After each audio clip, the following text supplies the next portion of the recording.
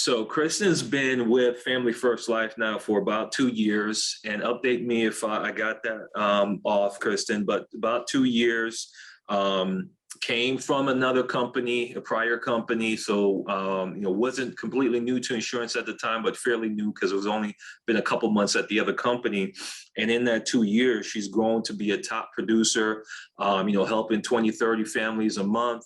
And she's also building an agency, traveling all over from Florida. I think she lives in Florida or Carolina or Texas or somewhere else. I don't know. She's all over the place. So, but super producer, as I like to call it, awesome person. And for those of you that are here in Atlanta, you'll get a chance to meet her tonight. But I wanted to have her come on, just kind of share a little bit of her story, answer some questions for us, and kind of help us move the needle forward. So, Kristen, thank you. Thank you for taking some time out to join us today. For sure. Thank you for having me. Absolutely. So give everybody a little bit more details on your background, first of all, how you got into insurance, and what made you make the switch to FFL. Okay, so I'm originally from Columbia, South Carolina, so that's where the confusion can start. Now, I was working in an Army base back in Columbia, South Carolina, and I moved to Charlotte, North Carolina, just with the intentions to do something different, get outside my comfort zone. And then obviously, yeah, just do something different than what I was used to, because I got tired of working for someone else. And I just wanted to have more control over my life. So I moved to Charlotte with the intentions to do something new. When I got there, I originally got hired at a car insurance company. And that didn't work out because you had to pass the property and casualty test in like a certain amount of time. And that was like the hardest test for me, and still trying to learn about that business. So I did pass in the time, and it just so happened to let me go. And within 3 months of being with them as a customer service rep. So, but at the same time, I feel like God worked in mysterious ways, and it just wasn't a place for me at the time. So fast forward, I actually got hired by an agency manager at another company. I don't think we can mention the company. We don't need to. Yeah. But yeah, at a startup company, that's what we can recognize it as, a startup company. And I've been there for about 9 months, and I don't want to talk bad about the company because I still learned I learned about the business when I was there. So it just wasn't the best system for everybody to come in and be very profitable. And I wasn't confident in recruiting people into the struggle that I was going through with that previous company. So I actually found out about FFL, and through another agent that I was actually partnered with at the startup company. And it's hard not to say it sometimes. Yeah. But yeah, at the startup company, and I pretty much trusted him and know that he wouldn't make any uncalculated decisions. So when he presented FFL to me, I was in awe about it. Like when it came to the numbers, the income, it was just like unbelievable, being that I was on a lower comp. And of course, like we didn't have any real leads, or people were obviously sending in requests for insurance. So it was a totally different process from FFL. So yeah, I got into insurance by word of mouth. If that answered the question, I know I said a lot. No, that makes sense. And that's powerful. Yeah. I think a lot of us, it is word of mouth, and that's why it's so important for us to share, because you just never know who's looking for a better opportunity, whether it be coming from another insurance IMO, or from just a 9-to-5 job or whatever scheduled job. So Yeah. that's powerful. And to see what you're doing now with your business, the families you're protecting, the agents that you're helping and coaching, to be able to do the same. It's just that ripple effect to me is always amazing, how this business works. So let's talk a little bit about, you getting started, because we have a lot of new agents on this call. With our agency, we're in a growth mode right now, and we have people from all different backgrounds. And so when you were getting started here with Family First Life, what were some of the I guess, challenges for you just in business in general, maybe some of the things that you had to overcome as you were getting going? I believe my biggest challenge was the self-discipline to sit there and dial. I think that was the only challenge that I had because I was anxious to, of course, like jump right in because I was so hyped about seeing the same results that I seen other people were having. So yeah, it was really just a self-discipline to sit down and dial, and then of course like have that mindset that these people are waiting on our call to fulfill their requests. So and then of course like being on a schedule. It is so imperative to be on a schedule when you're working for yourself, because if you don't have no structure to your day, pretty much you're all over the place, and then you pretty much don't, in my opinion, I just don't do what I say I'm going to do when I'm going to do it if I don't have any structure to my day. So it definitely was important to have a schedule and realize that you actually work for yourself now, and no one is going to be on you to get up and do the work. So yeah, That was a big thing. self-discipline was the biggest challenge. Makes sense. And had you ever been self-employed before at any point? No, I No. was never self-employed, so it was all new at one time. No, definitely. It's kind of sink or swim. You're either gonna learn or you're gonna go back to working. So Exactly. that's good, but that's crucial. And then with getting going, what were some of the things that you did to kind of learn your craft, whether it was just from a sales standpoint or a dialing standpoint, or even from a product standpoint? How did you get that knowledge? For me, and I feel like it is also important for any new agent, is to plug into the system. Like literally be involved in every single training that people host until you get to that point where you're getting results. And even then, even after getting results, I always set a goal. And once I accomplish that goal, I pretty much, of course, shoot for another one. But it all started with the training. First, I started off with, of course, watching the boot camp. And then once I watched the boot camp, I was honestly eager to like hear more from different people, but only top producers. I only learn from people where I want to be. Makes So sense. I definitely was watching and stalking trainers on YouTube the entire time. And until I've gotten great at that script, I was on it nonstop pretty much. And it was just excited to hear about everybody's success story, and no matter where they came from, anybody can be successful in this business as long as you put in the work.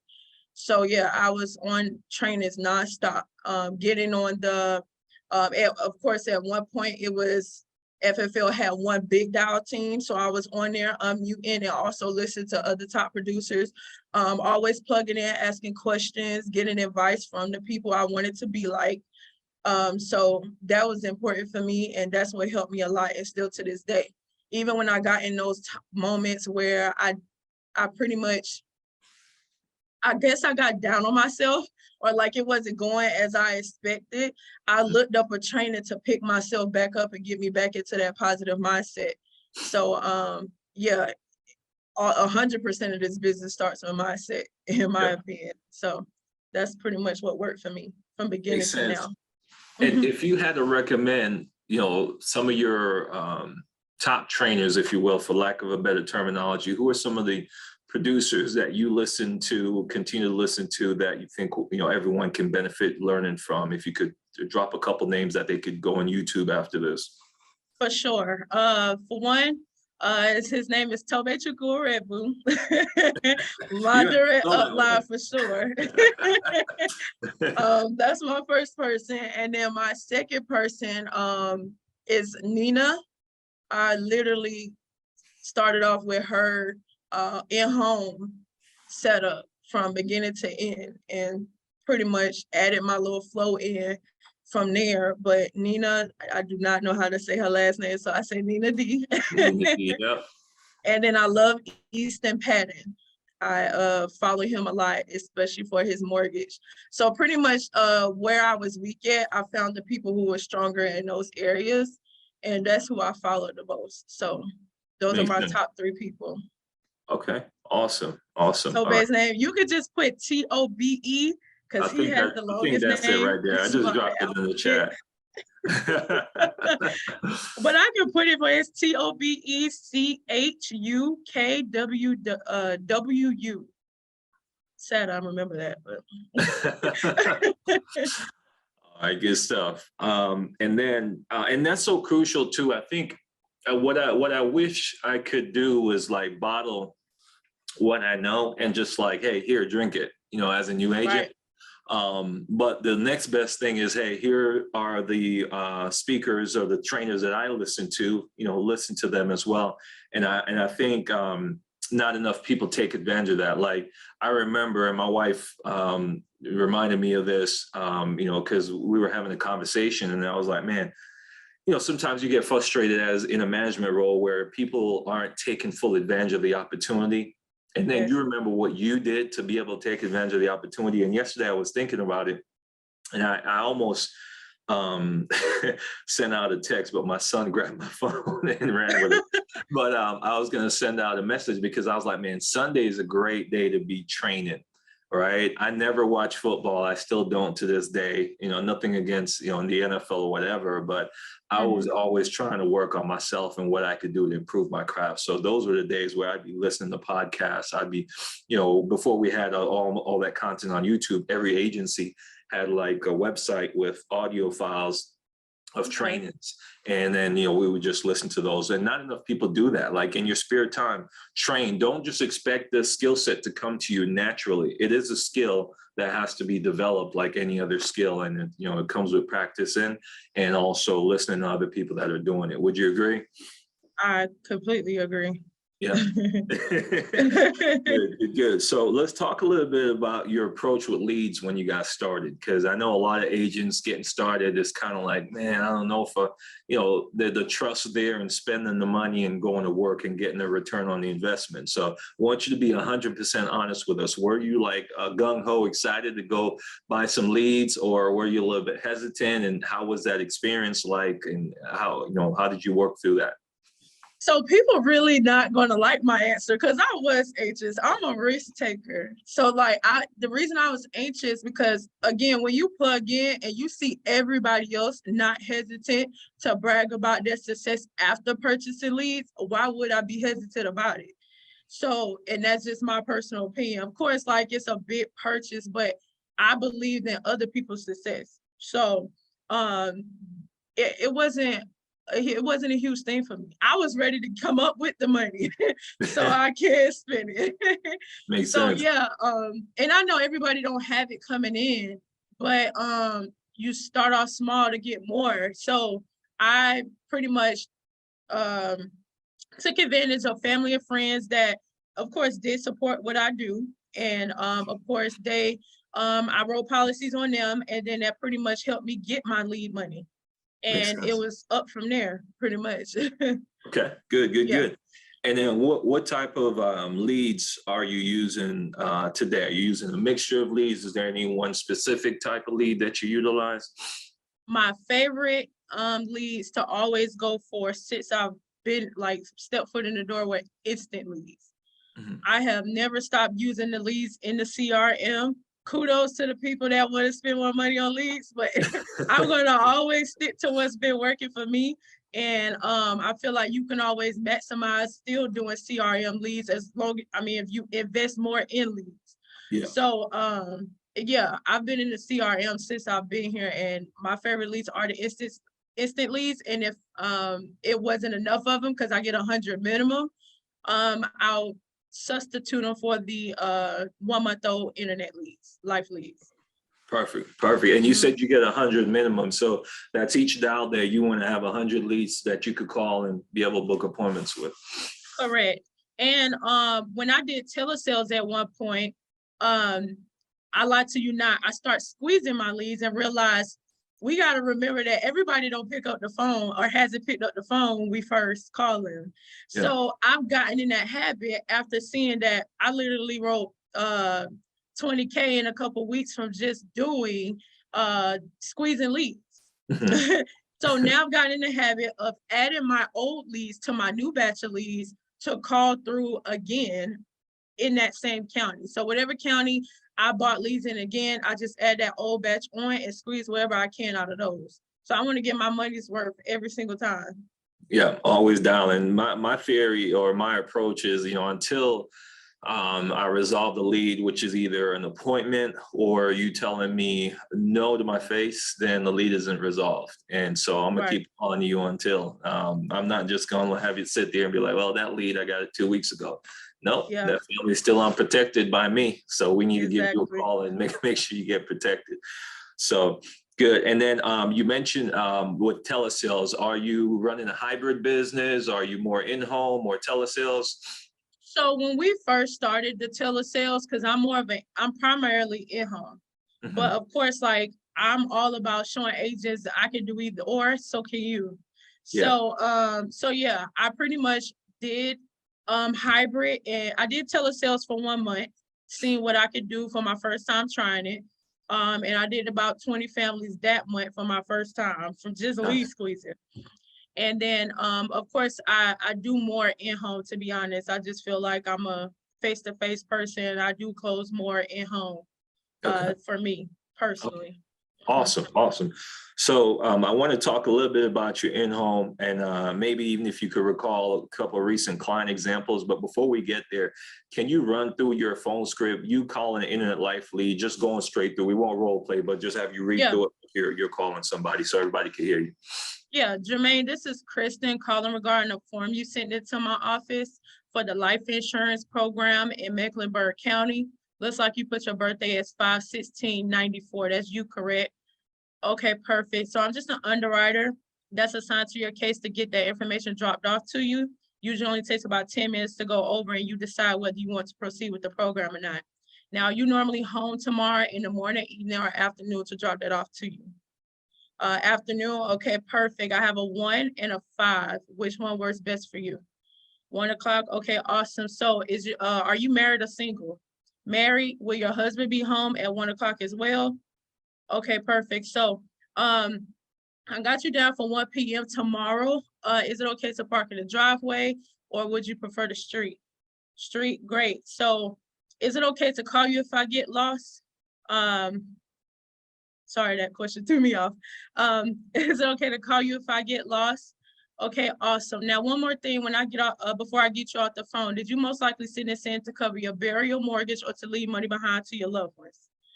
Burial, okay, mortgage too, got it. So I got you down to help you get something in place to do so if possible. Like I said, it only takes about 10 minutes. Is there any reason you think you wouldn't be home, you and your husband, at 1 o'clock tomorrow? Okay, awesome. Well, I look forward to meeting with you both. You have a good one. Love it. Nice and simple and straightforward, very clear. And I like that question. I just wrote it down. Did you, I forgot how you said it, but basically, were you looking at this for burial insurance, mortgage, to pay your mortgage, or to leave money behind for a loved one?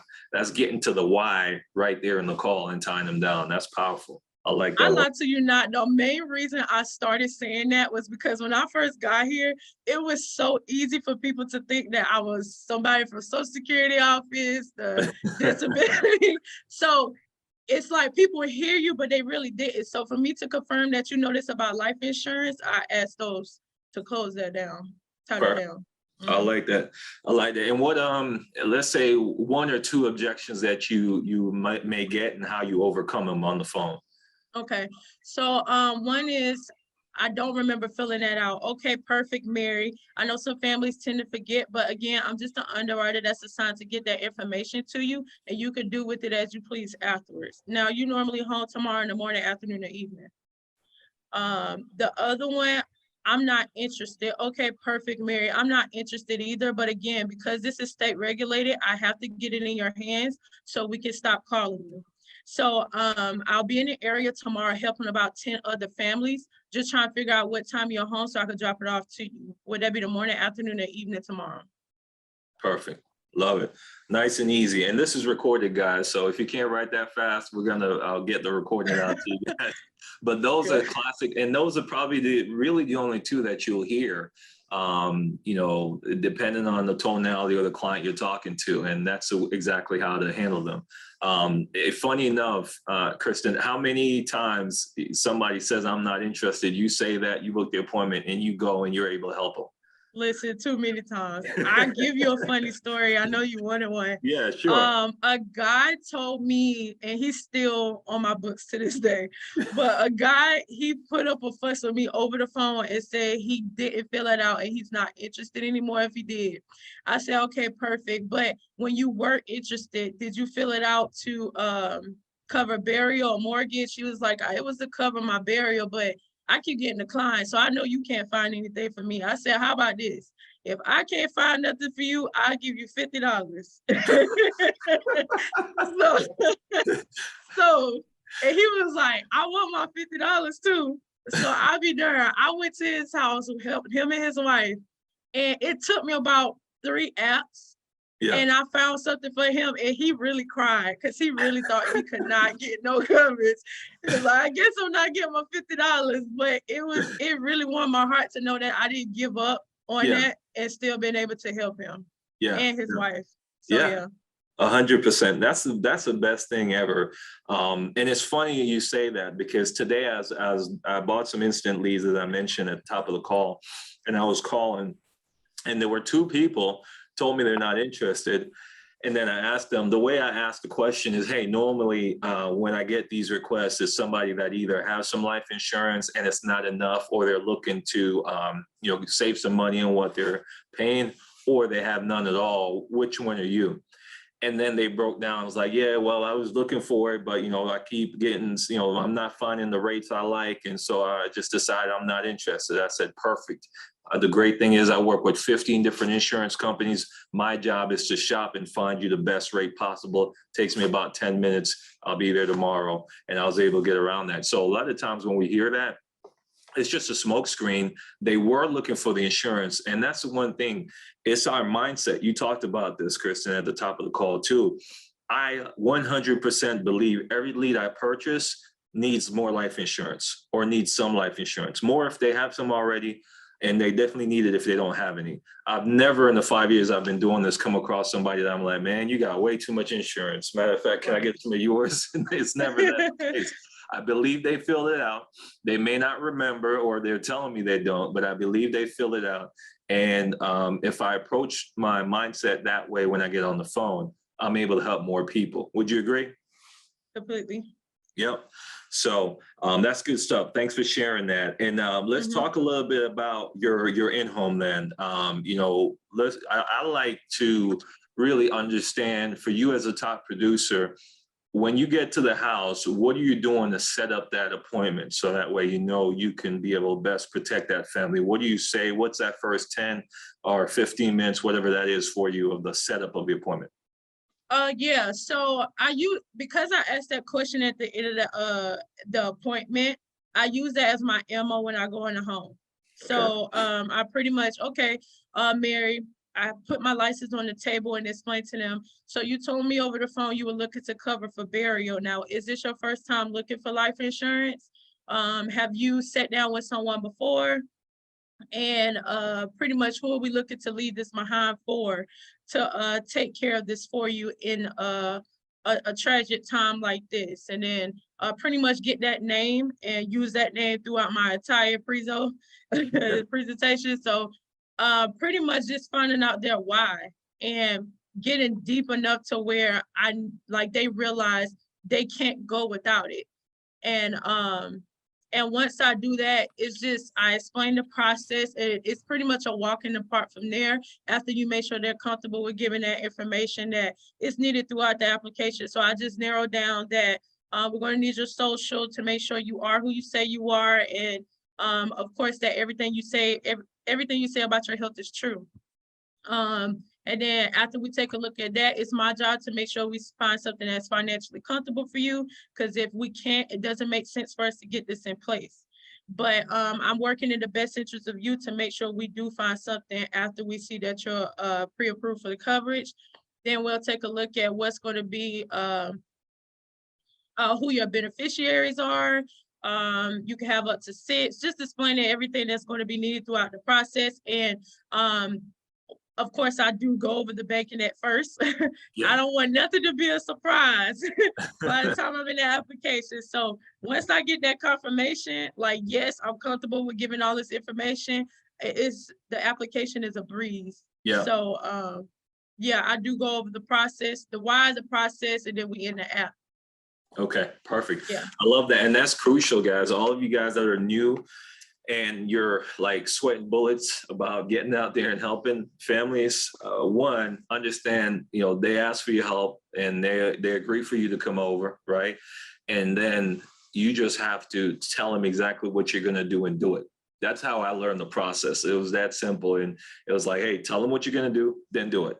And that's what Christen just explained. Here's how we're going to do it today, digging in on the why and everything, and going through the process. How do you, because some agents are like nervous about, well, let me do it. I know it's some agents, but I'm gonna take that responsibility. I was nervous initially about telling somebody, hey, I'm gonna need your banking information. I'm gonna need your social security number. Were you that way, or you were just like, you good?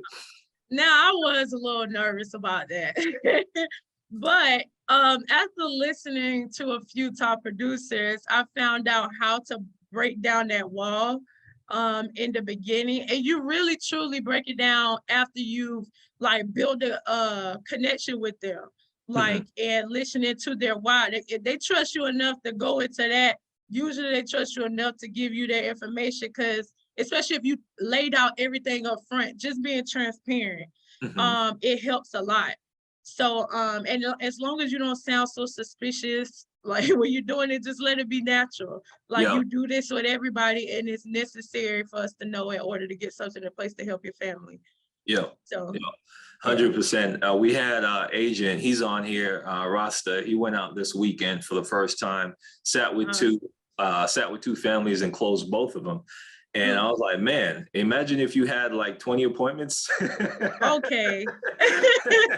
And he was like, man, it felt so natural once I got in there. And mind you, Rasta, I hope you don't mind me calling you out. I love you, bro. He was nervous about the phone part of it, right? But when he gets to the house, he's all set, And so, but what he said to me, he comes from the banking background, and he's like, I was like, were you nervous about any aspect of it? He's like, no, it was just like working at the bank. I mean, I'm the professional, I'm the banker. They need my help with their account. So I'm asking them the questions I need to know so I can help them.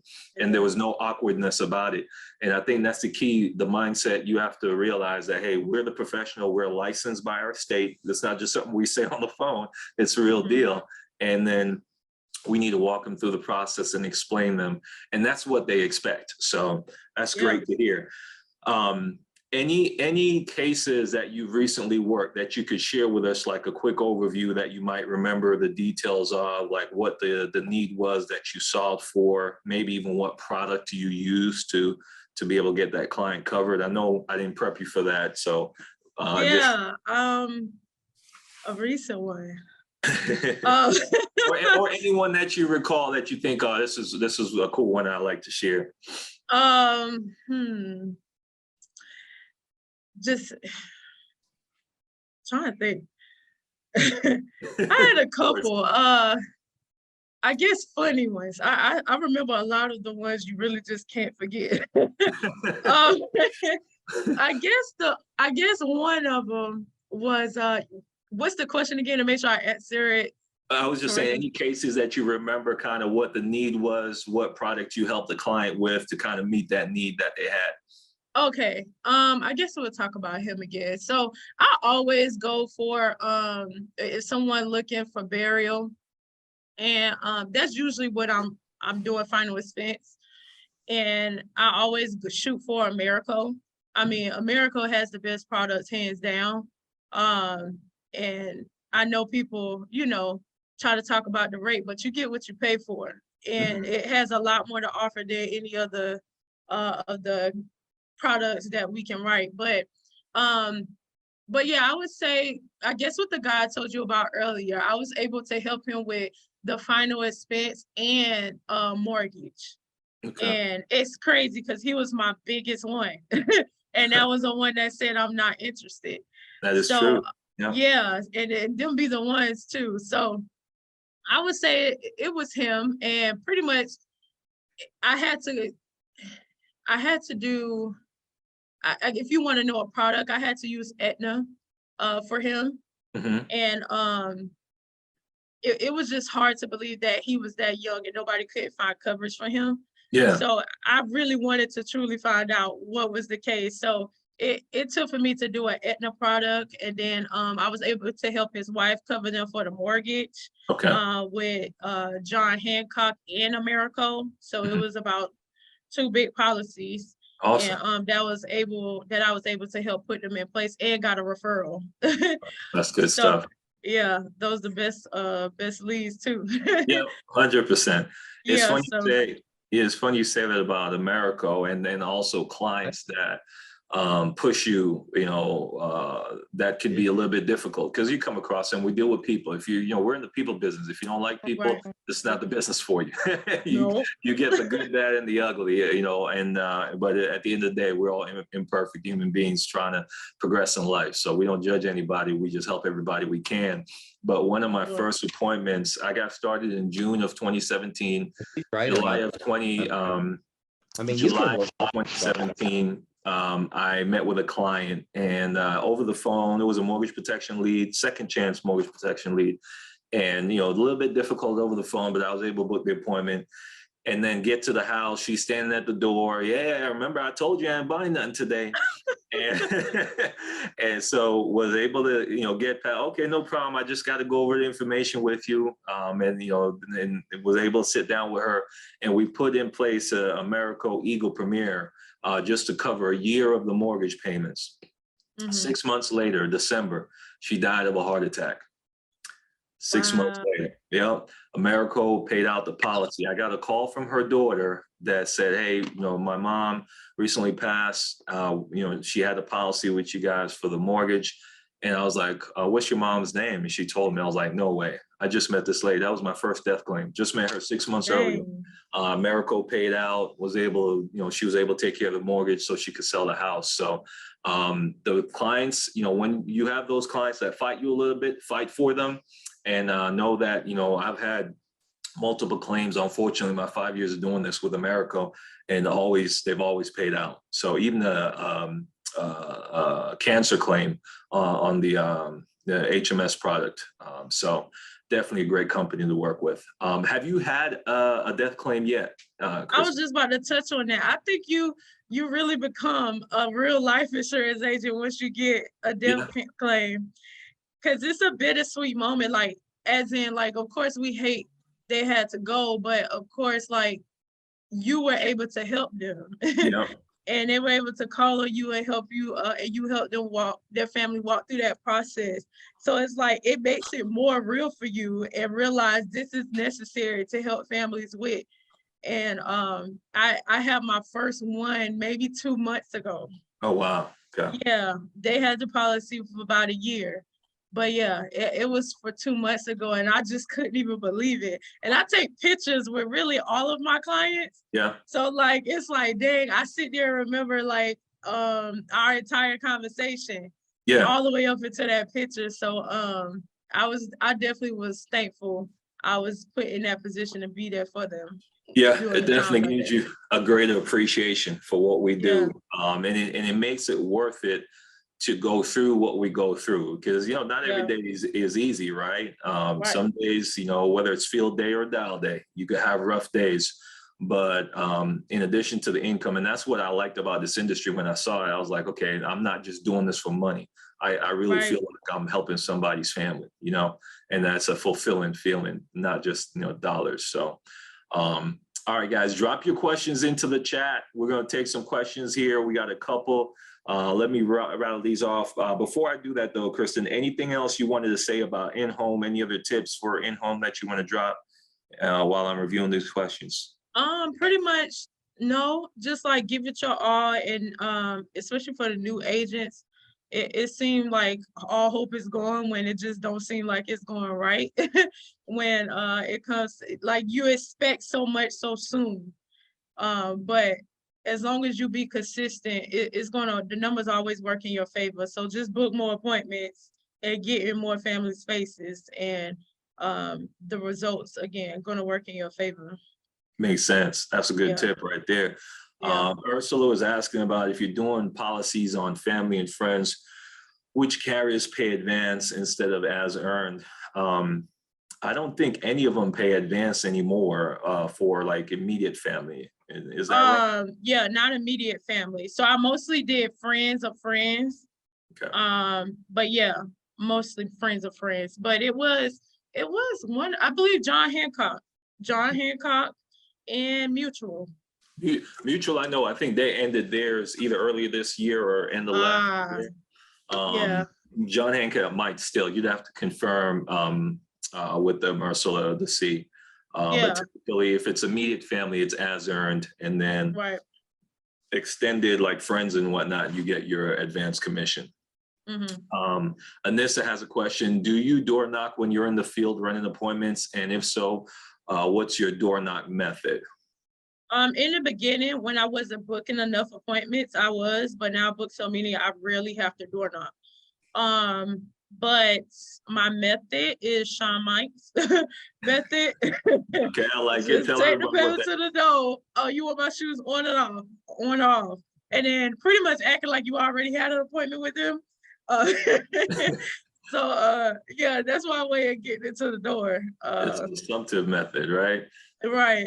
Yeah, yeah. I remember when Sean did a training on that, and he said he'd walk up to the door with the lead, and he'd, let's say it's like 1 o'clock, he'd write 1 o'clock on here, and he'd be like, "Hey, Yeah. I'm here for a 1 o'clock appointment." There you go. So, and Andre said, "Do you use any automation software to dial, or you manually dial?" I use phone burner. Phone burner. Okay. When I first got I'm here, I here. was manually dialing, but I mostly use phone burner now. Okay. Gotcha. Mhm. All right. Perfect. And then let me see. Any other questions, guys? I think that was the last one I see here. Ursula says thank you and congratulations. Oh, here we go. Here's one more. Were you nervous at all about going into the first home, and what did you do to overcome it? I was very nervous. I actually spent 2 to almost 3 hours in my first home. So I feel like you go through some things in order to teach others what not to do. No, that's So like, yeah, I was very nervous, but it was good to know that I had like my upline on standby if I did had any questions or anything throughout the process. So it was just imperative for me to let people know now from my mistakes that always have like always log into all of your portals, know how to locate the e-app when you first come in, because that takes up a whole lot of time. yeah, If you haven't done that before you've gotten in the home. And yeah, but I was nervous. How I overcame it was just do it, to be yeah, honest. Like you're going to be uncomfortable, but of course, like you get comfortable from just doing it in repetition. yeah, So yeah, I was just like, forget it. I'm going right in, and we're gonna make it happen. And you'd be surprised how it turns out, because at the end of the day, you working with people. So and as long as they like you, they're buying you. They're really not buying the product, they're buying you, because they yeah. trust everything that you say. So I know I'm good with people. I love talking to people anyway, so it still worked out in my favor. And thank God they weren't impatient people, because I've really been in this too long. Awesome, awesome. One more Yeah. question from Shayna. What keeps you inspired? Shayna's asking some deep questions. I know, I love it. So what keeps me inspired is I always had a joy for helping people in any way that I can. So like I love seeing people smile. I love when my agents call me and say they had a sale. Like I get hyped. Like I just love helping people make a difference in their life in any way I can. So and I came from a very giving family. Um and I don't know everybody's religious belief, but the more you give, the more you get back. But at the same time, like what I'll give back is just like my heart is just filled with joy when I help people in Yeah, any way I can. And also like I came a long way. I did not come from a silver spoon, and to know what like putting in work in this business does for you, it like I'm excited to talk about this with everybody I know. Like yeah, and that really just keeps me going. I just really came a long way, and I'm just so blessed and thankful for where I am now. amen And to that. just trust your journey, because it your testimony can really help somebody else realize like it's a brighter day. Like you're gonna Yeah, have brighter times. It's going to get better because I done been where you are or worse, and all of us have a background. All of us have a story. So, so yeah, that pretty much is what keeps me going. Awesome. Good stuff. And then last question, where should everybody be tonight at 7 p.m. and on Thursday at 8 a.m.? Oh yeah. I caught you off guard with that one. I forgot myself. They should be at the VDM this evening at 7 p.m. for sure. So get everybody you know, or if you're not here, get anybody to come to Atlanta to the VDM, and then of course the top producer training in Boca Raton, Florida, on Thursday, start at 8 a.m. sharp. Sweet. Well, thanks. I'm looking forward to the BDM tonight with you sharing your story and sharing the opportunity. Thanks for taking some time out to be here in Atlanta and be on our Zoom training. And thanks for your agents that hopped on as well. I'm sure everybody got a lot out of this, and we'll get the recording out later on today. Appreciate you, Christen. Awesome. Thank you all for having me. Absolutely.